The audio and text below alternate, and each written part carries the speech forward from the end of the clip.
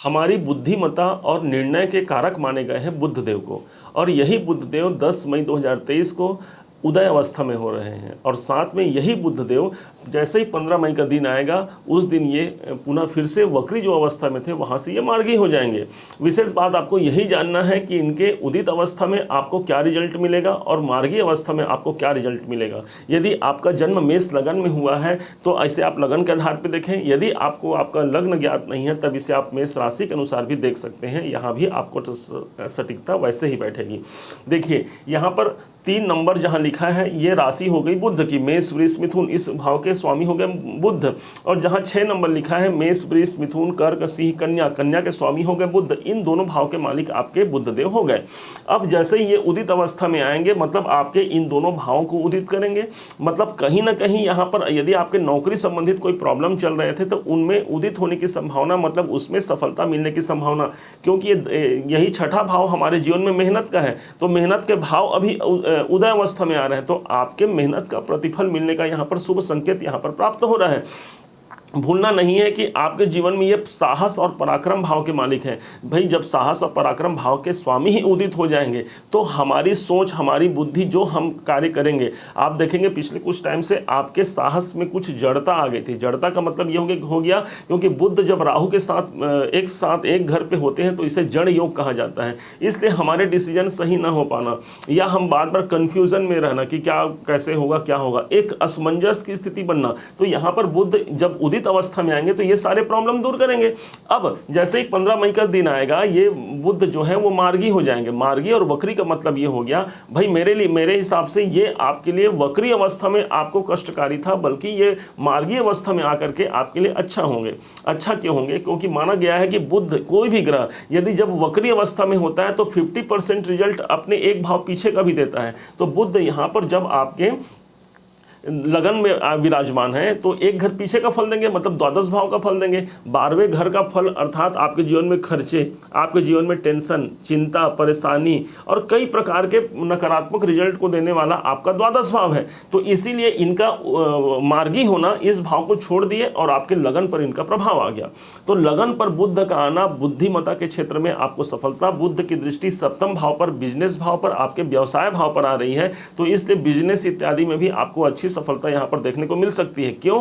क्योंकि बुध को माना गया है बुद्धि का कारक और साथ में व्यापार का कारक।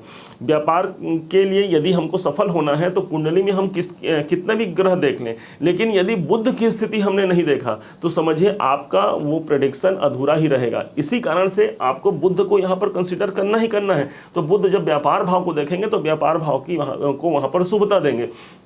हालांकि हमने पहले कहा ये कोई योग कारक ग्रह नहीं है आपके लिए, क्योंकि तीसरे भाव और छठवें भाव के स्वामी मार्गी हो रहे हैं।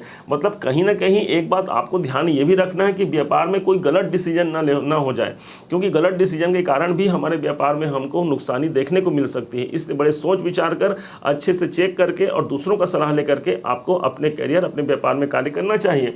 दूसरी ओर जो मैरिड है, जिनका वैवाहिक जीवन है, तो वैवाहिक जीवन के दृष्टिकोण से ये बुध का वक्री होना एक प्रकार से आपके लिए अच्छा ही था। लेकिन अगर मार्गी हो गए हैं तो बुध की एक दृष्टि तो भाई यहाँ भी पड़ रही है, ऊपर से यहाँ पर केतु देव पहले से बैठे हैं, तो वैवाहिक जीवन के लिए इसे बहुत अच्छा नहीं मानेंगे।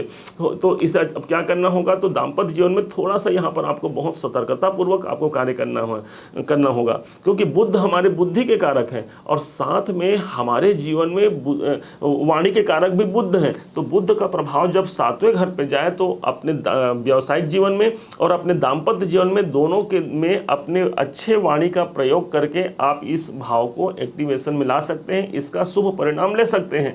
बुध जीवन में सदैव एक बात आप ध्यान रखेंगे, हमारे जीवन में प्रसन्नता के कारक ही बुध माने गए हैं। माना जाता है कि जिनके जीवन में बुध लगन में अगर प्रवेश कर जाते हैं तो वहाँ से भी ऐसा व्यक्ति बहुत ज़्यादा प्रसन्न होता है, उसके जीवन में एक कई प्रकार के अच्छे परिणाम उसके निकल करके सामने आते हैं।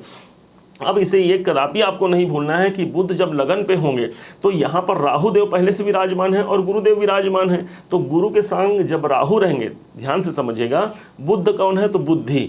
गुरु कौन है? तो ज्ञान। तो ज्ञान के साथ बुद्धि मिलना। तो इस टाइम पर अब जब ये मार्गी हो गए हैं तो इस टाइम पर आपके बुद्धि के साथ आपका ज्ञान मिल गया। तो दोनों का जब कॉम्बिनेशन मिल जाएगा तो आप देखेंगे नए नए आप प्रयास करेंगे और आपका जो बिगड़ा हुआ कार्य है अपने ज्ञान के द्वारा, अपने माइंड के द्वारा उस बिगड़े हुए कार्य को, चाहे वो हमारे रिश्ते हों या हमारे करियर हों, दोनों तरफ आपका ध्यान जाएगा और अच्छे से आप सुनियोजित करने का प्रयास करेंगे। साथ में ये कभी नहीं भूलना है कि बुध जब राहु के साथ होते हैं तब एक जड़ नामक योग बनता है। तो ये जड़ता योग तो यहाँ पर आ गया। तो कुछ अपने निर्णयों पर ध्यान भी देना है। यदि आपको लगता है कि बार बार अपने निर्णय को मैं पहले चेक करूं, उसके बाद आप जिसे मानते हैं, जिसका आप सहारा लेते हैं, जिससे आप एडवाइस लेते हैं, उनसे भी मिल करके एक बार आप रीचेक जरूर कर लें कि मेरा निर्णय सही है कि नहीं है। उम्मीद है कि आप सबने इसे समझ पाया होगा। इस बुध के गोचर परिवर्तन, बुध के जो अभी मार्गी स्थिति में आना बहुत अच्छा शुभ परिणाम देगा आपको, ऐसा उम्मीद है। आपके जीवन में, करियर में भी सफलता देने का यहाँ पर शुभ योग है, दाम्पत्य जीवन में शुभ योग है और आपके व्यवसायिक जीवन में भी। उम्मीद है कि आप सबने इसे समझ पाया होगा। यदि आपने इसे अच्छे से समझा, मेरे समझाने का प्रयास यदि आपको अच्छा लगा तो अपना लाइक और कमेंट जरूर कीजिएगा। मुझे पहले तो ये कहा गया था कि मैंने सोचा भी था कि सभी राशियों की वीडियो एक साथ बना दें, परंतु हमने सोचा उसमें आपको अच्छे से विस्तृत जानकारी नहीं दे पाएंगे, इसलिए बहुत छोटे रूप में ही सही आपको इस बुध के प्रभाव को आपको दृष्टिगोचर करा रहे हैं। तो यदि आपने समझा तो लाइक कमेंट जरूर कीजिएगा और अभी तक यदि आपने सब्सक्राइब नहीं किया है तो सब्सक्राइब करके भी जरूर रखिएगा। पुनः एक बार फिर आप सभी का दिवस मंगलमय हो, इन्हीं शुभकामनाओं के साथ। जय श्री राम।